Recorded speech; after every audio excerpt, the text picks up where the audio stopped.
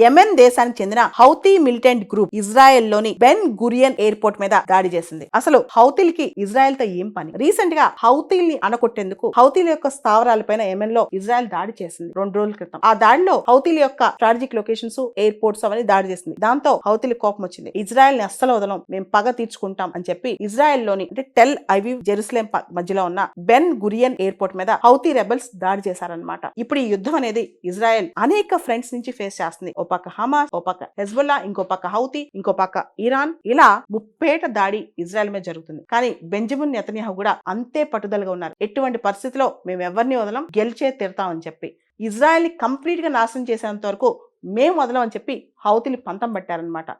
Hezbollah, Hamas, Houthi వీళ్ళందరినీ కలిపి ఒక పేరు పెట్టారు, యాక్సిస్ ఆఫ్ రెసిస్టెన్స్ అని చెప్పి. వీళ్ళందరికీ సపోర్ట్ ఇరాన్ ఉంది. ఇజ్రాయెల్కి వ్యతిరేకంగా ఈ శక్తులన్నీ పోరాడుతున్నాయి.